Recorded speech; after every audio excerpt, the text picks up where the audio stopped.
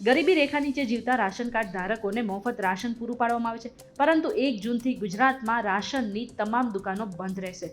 ફેર price shops association દ્વારા આ નિર્ણય લેવામાં આવ્યો છે, જેના કારણે લાખો રાશન ધારકોને ભારે હાલાકીનો સામનો કરવો પડી શકે છે.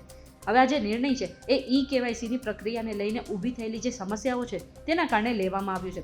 મહત્વનું છે કે રાજ્યમાં હજુ પણ અનેક રાશન ધારકોનું ઈ-કેવાયસી બાકી છે અને સરકારે 14 મેથી જેમનું ઈ-કેવાયસી બાકી છે તેવા ગ્રાહકોને રાશનનો જે જથ્થો મળતો હતો તેને રોકી દીધો છે. અને આ જ કારણે ગ્રાહકો અને દુકાનદારો વચ્ચે તકરાર પણ વધતી હતી અને અનેક જગ્યા પર મારામારીના કિસ્સાઓ પણ સામે આવ્યા છે. હવે આ એસોસિએશનના પ્રમુખે આક્ષેપ કરતા જણાવ્યું હતું કે સરકારના અધિકારીઓએ જે કામ કરવું જોઈએ તે કર્યું નથી અને તેમના જ લીધે ઈ-કેવાયસીની પ્રક્રિયા જટિલ પણ બની છે અને સરકારે ઈ-કેવાયસી માટે દુકાનદારોને આપવાના ₹5 લાખનું વળતર પણ હજુ સુધી નથી આપ્યું. હવે જ્યાં સુધી સરકાર ઈ-કેવાયસીની પ્રક્રિયા પૂર્ણ નહીં કરે અને જ્યાં સુધી અમારી માંગણીઓ નહીં સ્વીકારે ને ત્યાં સુધી રાશનનું વિતરણ પણ બંધ રહેશે. ત્યારે આ બાબતે તમે શું વિચારો છો કમેન્ટ કરીને જરૂરથી જણાવી દેજો.